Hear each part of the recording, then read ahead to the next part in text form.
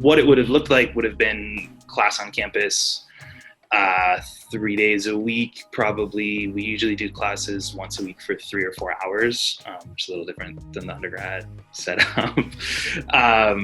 So now we have those classes on Zoom, which is mostly fine, except for the day where we have 2 classes in a row, which is just 6 straight hours of Zoom. It's brutal.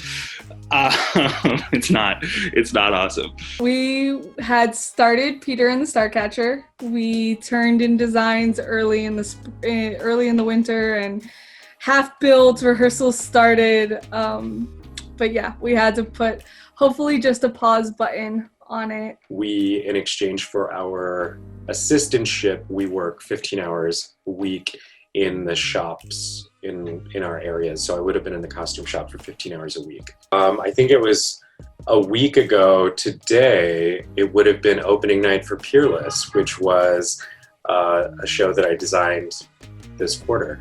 So that is a thing that we have definitely missed out on, and I have missed out on. We kind of begun the process, my drawings are done, and that part of it is done. But we had started the process of making the show, so my costumes were like partially put together, and we had fittings with the actors, but we never actually had a first rehearsal, and then this thing happened, and everything just kind of is frozen in time. So my clothes are just like waiting in words, maybe to never be seen, who knows? It's been like that, like that roller coaster. What do I really feel I missed out on is my second year show. Not being able to do Glass Menagerie the way that I saw it was gutting, especially for the actors. And most of my cast was made up of seniors.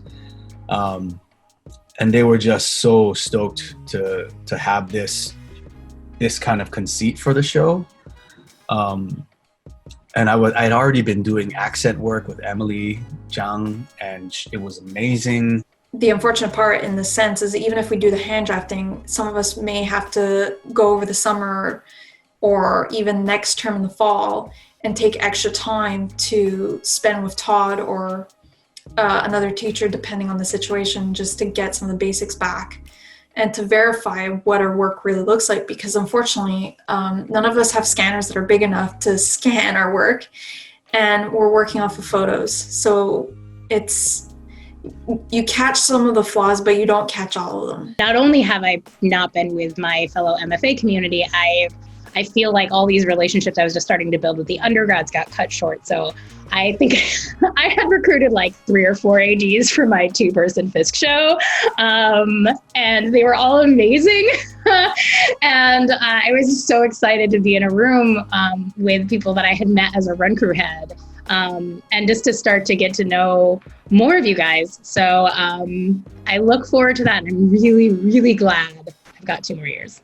Continually, we discuss in the cohort that we're in a moment of collective grief, right?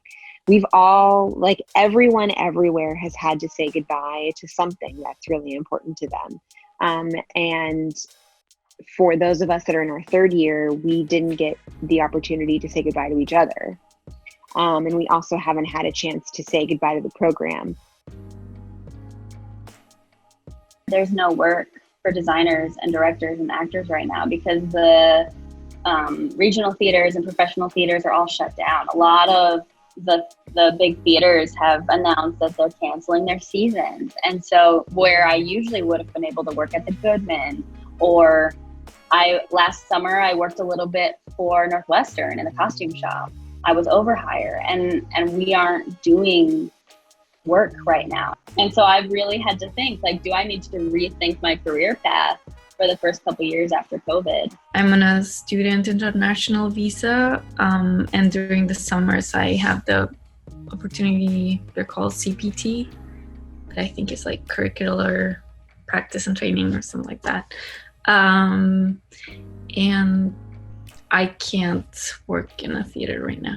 And we're having that conversation as a cohort, with our professors of just how can we still create art for our communities and, work on projects on our own. But that's a different conversation than who's hiring. You know, I work on the side and do babysitting on the side, so I haven't been able to do that, you know, this whole quarter. And honestly, I'm at a point right now where I was just like, I think I'll go and work at a grocery store.